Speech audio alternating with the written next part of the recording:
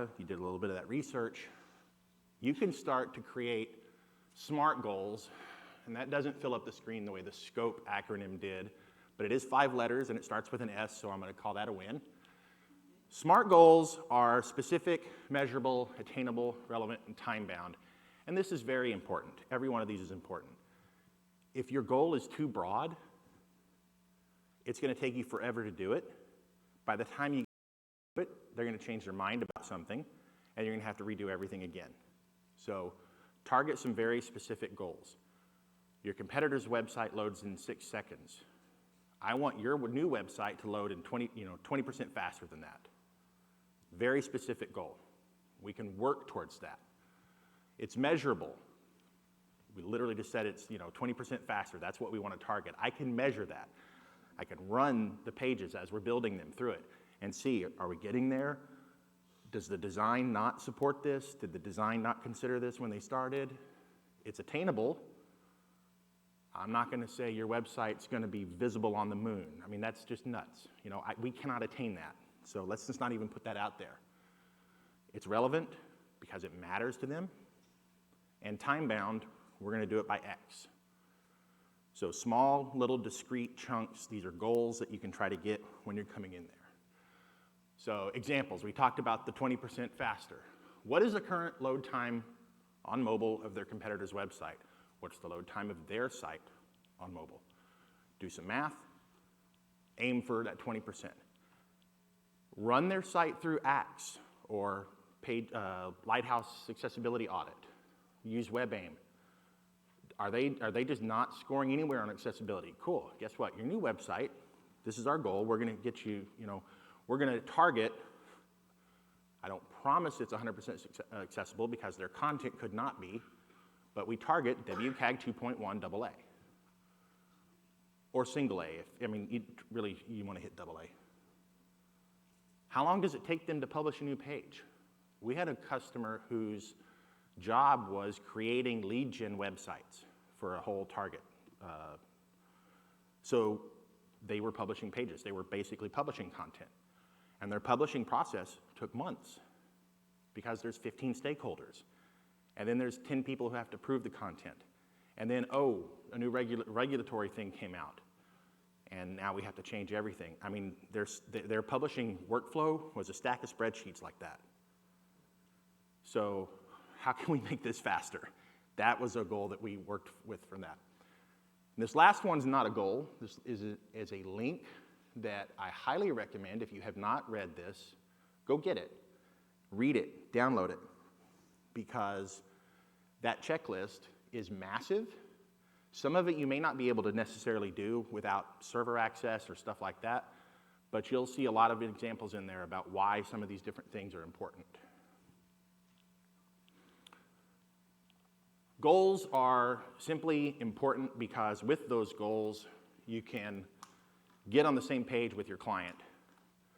You can win them over for that, and they're measurable goals. Otherwise, you're tinkering. I can just build you a WordPress website. I have no idea why you want it, but I can build you one.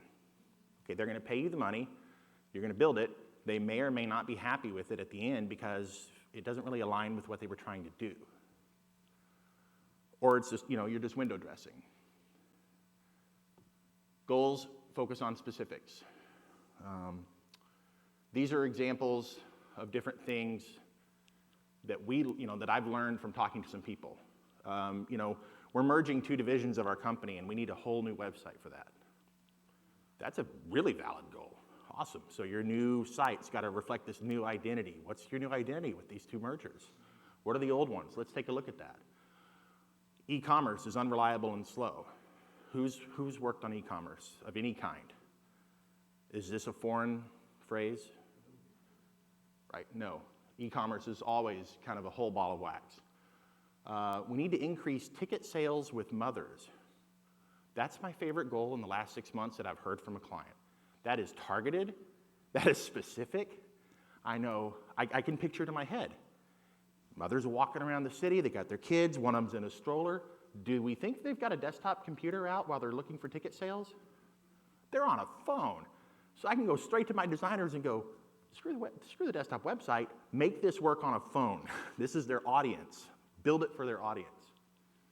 And they want it, another one is we want to make it easier to quickly find product information. Okay, that's cool. I can take that. I can go to their current website, pick a product, and then just see how many clicks does it take me to get to it, and just record that. Do that 3-4 times, do it on a phone. Go, okay, 8 clicks to get your product information. Your competitor's loads in 3. We got to shrink this down. We got to re-architect all this stuff. All of this is alignment. And this wasn't mentioned by word in the earlier talks, but everybody's basically talking about alignment. Are you aligned with your customers in what they want to do? Or can you bring them into alignment? Because we said earlier, they may not know what this stuff is. It's awesome, but if we can set some goals, you and your customer can get on the same side of the desk and be moving in the same direction. And you have brought so much value to them now at this point. And with clearly defined goals, this is possible. That is a huge thing. When you hit that, like all sorts of wonderful things happen. For you, this gives you marketing opportunities. And we all like marketing opportunities because that gives us more money. Measurable goals become case studies. When you're done and you helped them achieve those increased ticket sales with others, or you reduced the number of clicks it takes to find product information from 8 clicks to 3 clicks. Are you promoting this? Please tell me yes. You have to do that. You write a nice little one-pager, maybe get your designer to make it a little infographic that only has like 20 words but big beautiful pictures of like 20% improvement, Put that on your website, tweet that out, put it everywhere. You can write blog posts of real value, not just a blog post on theory or, well, it might be cool to do this, but no, we solved somebody's problem. That's just, I don't know, you can't put a price tag on that. You will when you start getting more phone calls and more leads and more business. But you can do that. And all of that marketing that you do leads us back to this. Except now you get more leads. They filled out your form because they read your website and your brand new case study was on there. And that awesome blog post got picked up. And your Google Analytics showed that they went to that blog post and filled out your form. They replied to an ad. They go to your website. They read all this awesome stuff. Hey, these people can solve real problems. Or the person you did that work for said, go work with these guys. They solved our problems for us. Which takes us to why we don't talk about WordPress in all of this. Because WordPress is the what? It's the phone. Who cares if this is an iPhone? The solution was in attaining those goals. They're how a problem gets solved. A tool is what you use to achieve that problem. And just the, easy example I can think of is I need to get to Miami. Okay, solution is I'll fly you there. Airlines do this. That's their solution, right? We use a 737. I don't care. I mean, okay, if it's a broken 737, yeah, maybe. But, it could be an Embraer. It could be an Airbus. It could be a 737. It could be anything like that. The point is I'm getting to Miami because somebody's taking me there. The plane is just how we have, the thing that gets us there. WordPress is the thing that powers the website. These customers don't care that there's a W on their website. They don't care if it says powered by WordPress. They're just like, does it work? Can my customers find me? That's what we talk about when we talk about a solution.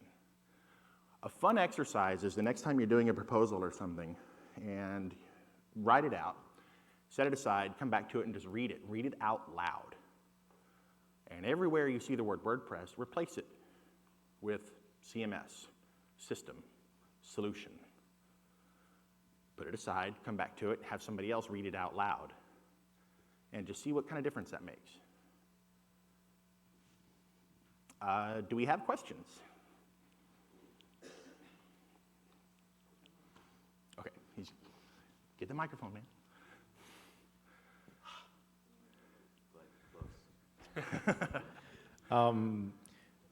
We focus more on enterprise levels, and I was curious about what's your average ticket price for What'd you do? Average ticket price? That changes. Our proposals range all over the place. So I'm Director of Technology for Crowd Favorite. I usually do this in part of the last because I want to just jump in the talk, but at Crowd Favorite, we do focus on enterprise. That's our area of expertise. They're large. I mean, we're talking 5 figures up. It just depends, and it really does depend. Did that? One secret about enterprise, it doesn't matter if you're freelancing or enterprise, the people are exactly the same. They don't know what they want. They have conflicting goals. They have multiple stakeholders. They can't make up their mind. They don't deliver content. It does not matter whether it's a large multinational corporation or a mom and pop sandwich shop. They're all the same. The only difference is the check that they'll write.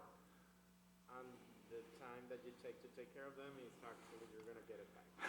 Yeah. Faster, maybe. Maybe, yeah. Any other, yes, right here? Let's get the mic. That way we can all, it'll get on tape. So how do you take care of those people? You know, how do you charge when they don't get their stuff on time? How do you give them a date when you're going to give them a website when they take 3 months to give you a copy and then change their mind, et cetera? So the question is, when you do end up, so this whole thing was before we even go to a contract. This was just doing that little research. But yes, once you get into it, I don't necessarily, I've learned something about my clients, but I don't know their business. And so the question is, when when we're building this, and now we're at the point where content's got to go in, we structure our contracts to where that does not stop us from either delivery or payment or anything like that. That's client delay. And that's all up front, and that's explained. They sign it or they don't, and then we go. So that's, you know, we've learned, we've all done this where we end up in a situation and they managed to find that one thing we didn't think of, and now we're getting delayed and hosed.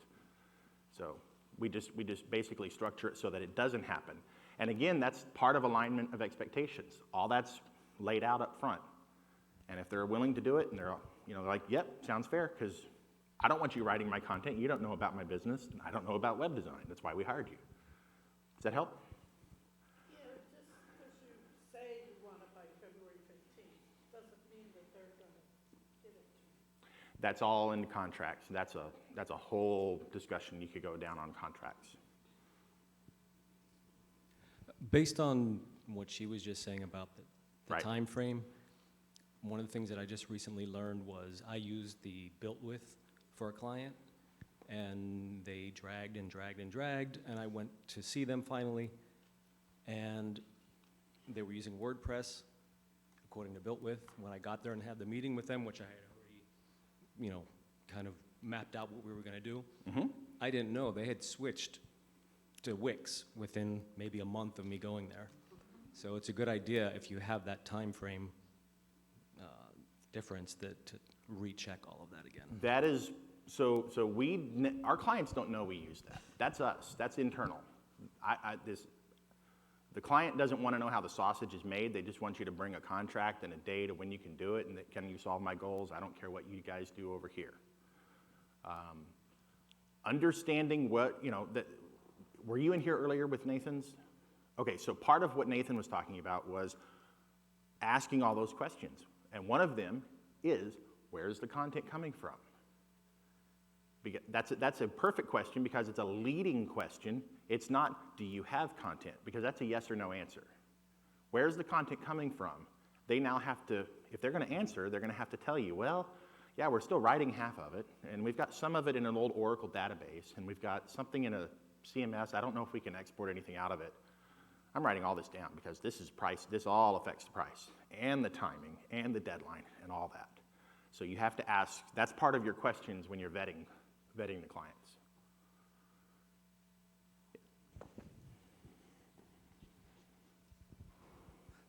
This is something that's actually happened to me. I deal with small businesses.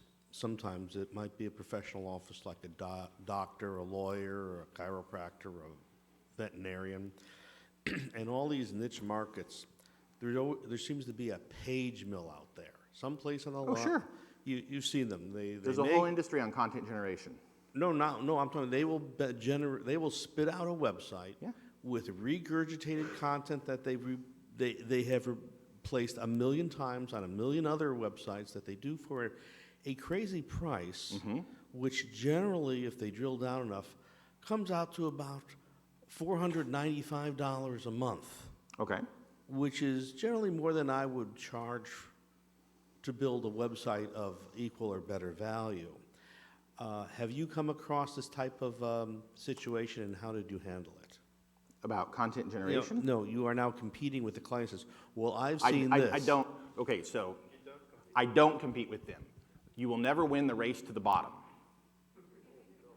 So if people are churning that type of stuff out there, I hope it's working well for you. And I move on. What I've done is I just showed them, look, Page speed. Yeah. Page speed. It sucks. Look, I did an SEO Oh, audio sure. on their samples. It Right. sucks. It all sucks. So- if so- you want to suck, pay their price. So the goals, this is the goals thing. They don't have a goal of that. Their goals are different. If your goals, if what you're wanting to do doesn't align with their goals, this goes back to the earlier talk of you're not really a good fit. And they don't know what their goals are, yes. don't work with them. Yeah. Yep, find another customer. We have one over here. I think we've got time for one more. Oh, yeah. Okay. Hey, sorry, I came in late, and maybe you addressed this already, but No, sure.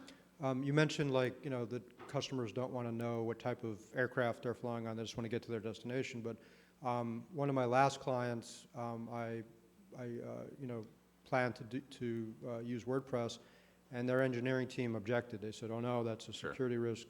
We are not using WordPress under any circumstance." And I had to really work to overcome their objections. Do you have any recommendations about that, or how to handle that Yep. discussion? So the question is, when you have a client and their engineering team starts to poo-poo WordPress, it's security risk, all this stuff. If you've worked with WordPress or open source for a while, because this is really an open source, this is open source versus closed source mindset. WordPress just happens to be the most prominent example of the open source out there, at least as far as CMSs are concerned. Otherwise, Google and Salesforce and these others would not be investing in it. Once you have that type of question come up, because it will, I guarantee you it will at some point. My cousin's niece said this is most hacked, or I just read that WordPress websites are vulnerable. Okay, answer it once and write that answer down and save it, because you're going to use it again. And it becomes part of that is a marketing opportunity for you to blog about the power of open source and the flexibility of open source. And sure, security things happen all the time. Teslas get hacked. If a Tesla is going to get hacked, a WordPress website's going to get hacked. It's just going to happen. There is no bulletproof technology out there. Well, there is, but it's not connected to anything. You can never get to it. It's in a box, in a room, locked up in a cabinet, and it does nobody any good. So you can write about, yes, might get hacked, but by the time you read this article, 5 patches have already been released. Show me an enterprise software cycle that works that fast, that's not open source. It doesn't happen. Oracle doesn't move that fast. How long does it take to patch Java? Well, no, Java's open source, but, still. Just a comment. That may be not your customer. It may not be your customer, but believe me, it comes up all the time. Oh, yeah, but I'm just saying. It's a more, WordPress is not the issue, it's the plugin. It's the fact, it's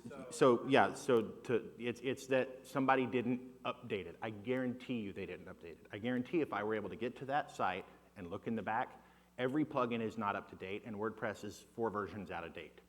No, they have 55 Go to free plugins. Go to the WP vulnerability website, and all it does is list all of the patches that have been released. That's not proof that WordPress is vulnerable. That's proof that WordPress gets fixed fast. These are patches. They've come out. They've been addressed.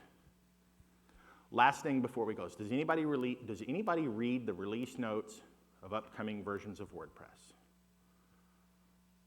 More hands should go up. Because in those release notes, they will say bugs fixed. And you just go 1, 2, 3, 4. You can count that. Again, this is good material. if anybody's doing maintenance, we just had the talk about maintenance and stuff, they're writing your marketing material for you. Hey, there's 5 patches of WordPress that are coming out that have just shipped and they're gonna be here in 2 weeks. So we just wanna let you know we're gonna start getting ready for that. And let us know if there's a good time for us to go ahead and take care of that for you. That's peace of mind and calm to your customers. It's gold. Okay, everybody ready for lunch? Ladies and gentlemen, give it up for Pat. Now, I want y'all to know one thing about Pat. His favorite fruit is mango, and that's exactly the building you're going to go to for lunch. So head over to the Mango Building by 12:30 to get your grub on.